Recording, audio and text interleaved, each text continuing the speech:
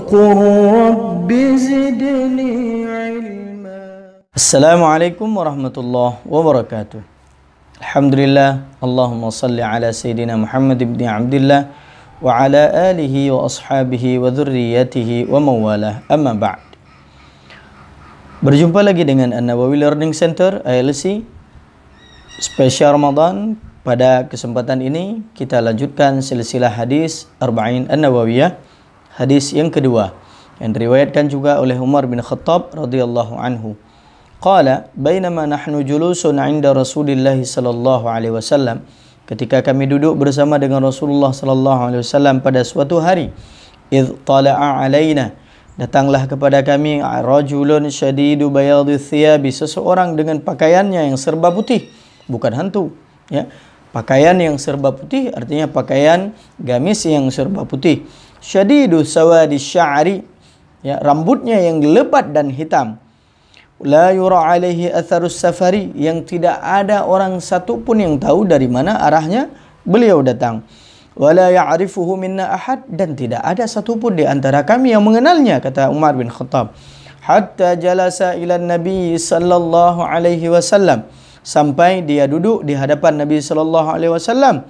Fasnada rukbatayhi ila rukbatayhi. Coba lihat bagaimana dia merapatkan lututnya dengan lutut Nabi. Siapa ini? Seolah tidak ada yang mengenalnya, ya, tidak ada yang mengenalnya, lalu tiba-tiba dia duduk di hadapan Nabi dan merapatkan lututnya dengan lutut Nabi. Bukan itu saja, wa wada'a kaffaihi ala fakhidhaihi, dia meletakkan kedua telapak tangannya di atas paha Nabi. Sahabat terheran-heran, siapa gerangan yang berani duduk seperti itu dengan Rasulullah, seolah sangat-sangat dekat dengan Rasulullah sallallahu alaihi wasallam. Wa qala, kemudian dia berkata, ya Muhammad, akhbirni 'anil Islam, sampaikan kepadaku tentang Islam. Apa itu Islam?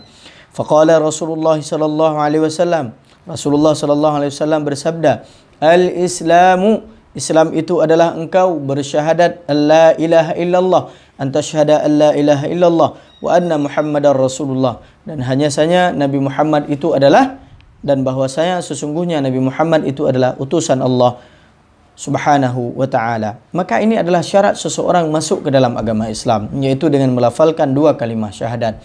Apabila dia sudah melafalkan dua kalimah syahadat, menerima segala ketentuan dan kewajiban yang diperintahkannya dalam agama Islam, maka tidak boleh ada orang yang mengkafirkan dia, kecuali dia yartadda jahran, kecuali dia murtad secara jihar, atau kita lihat dia datang beribadah di gereja atau menyembah selain Allah Subhanahu wa taala, maka ini dalil bahwasanya dia tidak lagi berada di dalam agama Islam. Akan tetapi jangan karena hal sepele kita mengeluarkan seseorang daripada agama Islam.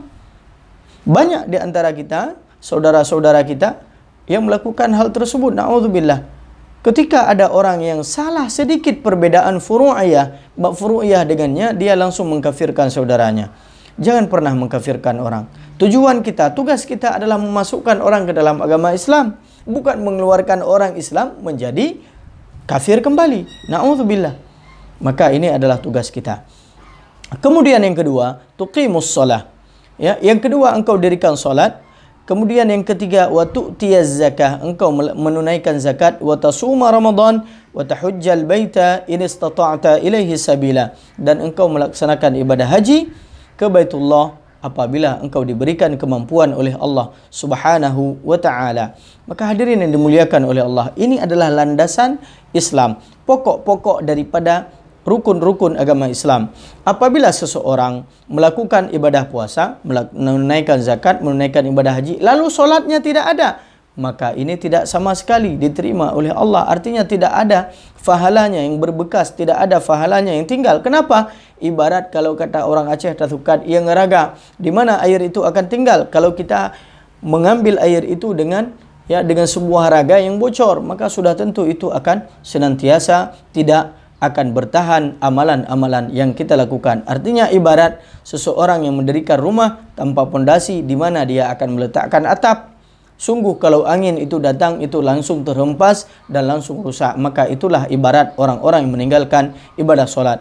Dan hal yang pertama lebih penting lagi, tidak akan sah solat, tidak akan sah puasa, tidak akan sah zakat, tidak akan sah haji kecuali dari seseorang yang sudah mengucapkan dua kalimah syahadah, asyhadu an la ilaha illallah wa anna muhammadar rasulullah. Maka ini syarat seseorang sah di dalam melaksanakan ibadah. Kemudian berpuasa dalam bulan suci Ramadan. Hal yang kita lakukan hari ini adalah berpuasa dengan sebuah perintah Allah, ya ayyuhalladzina amanu, hai orang-orang yang beriman, kutiba alaikumusiyam, diperintahkan kepada kalian berpuasa, kama kutiba alal ladzina min qablikum, sebagaimana Allah perintahkan sebagaimana orang-orang sebelum kamu. Berarti puasa ini salah satu amalan dan syariat yang pernah dilaksanakan dan diperintahkan oleh Allah kepada kaum-kaum sebelum kaum daripada Nabi Muhammad sallallahu alaihi wasallam. Maka kita berpuasa dengan menyerahkan diri kepada Allah, karena amalan ini adalah langsung Allah yang membalasnya dengan berbagai balasan yang berlipat ganda. Mungkin kalau solat dapat dilihat oleh manusia, kalau zakat dapat didengar oleh manusia, dapat dilihat oleh manusia, haji apalagi setelah kita tepung tawari dan sebagainya, orang tahu kita pergi haji dan sebagainya. Tetapi puasa, yang tahu kita masih berpuasa atau tidak hanya diri kita sendiri dan Allah Subhanahu wa taala. Kemudian yang kelima, watahujjal bait in istata'ta ilaihi sabila. Engkau melaksanakan ibadah haji ke Baitullah apabila engkau mampu. Maka kemampuan itu kembali kepada diri kita. Bagaimana makna mampu? Makna mampu adalah ketika Allah memberikan kepada Anda yang sesudah Anda makan, kemudian Anda memiliki kelebihan. Maka kelebihan itulah yang harus disisihkan sedikit demi sedikit untuk mendaftar, untuk melaksanakan ibadah haji. Banyak orang-orang penjual sayur, banyak orang yang jual ikan di pasar, banyak orang yang ngutip sampah, banyak orang yang bahkan orang yang pencahariannya itu hanya sehari-hari dapat hanya beberapa ribu rupiah bisa melaksanakan ibadah haji. Bagaimana dengan kita yang diberikan harta oleh Allah? Ketika ditanyakan, kenapa enggak daftar haji? Belum ada panggilan. Panggilan apa yang kita tunggu? Mau dipanggil oleh Allah, mati. Maka hadirin yang dimuliakan oleh Allah Subhanahu wa taala, mari kita sisihkan harta kita untuk melaksanakan ibadah haji ke Baitullah, karena kita adalah orang yang mampu. Itu kemampuan adalah kembali kepada keyakinan kita terhadap rezeki yang sudah diberikan oleh Allah Subhanahu wa taala. Dan sebelumnya adalah melaksanakan ibadah zakat atau menunaikan zakat.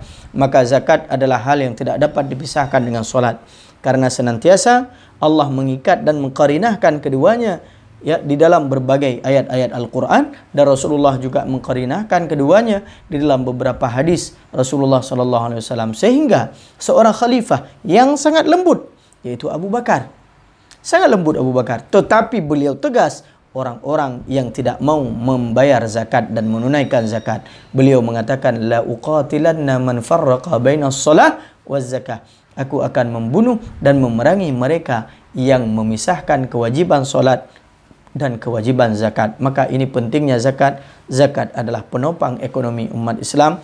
Zakat adalah penopang ekonomi orang-orang yang fakir miskin, baik itu meminta atau mereka yang tidak meminta. Karena pada harta kita, wa fi amwalikum haqqun, ada hak pada harta kita, lisaili, bagi orang yang meminta-minta, wal mahrum, dan orang-orang yang tidak mau meminta-minta tetapi mereka adalah orang yang berhak menerima harta kita atau bagian daripada harta kita. Karena zakat, sedekah, infak akan membersihkan harta kita.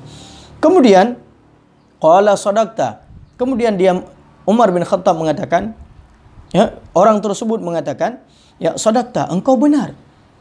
Lalu Umar mengatakan, fa'ajibna lahu yas'aluhu wa yusaddiquhu.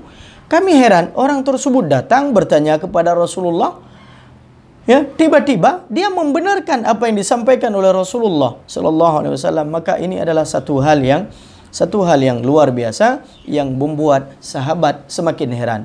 Maka keheranan ini akan kita lanjutkan pada pertemuan berikutnya, insyaallah, melanjutkan hadis yang kedua, ya, tentang iman dan tentang ihsan. Wallahu a'lam bishawab. Assalamualaikum warahmatullahi wabarakatuh.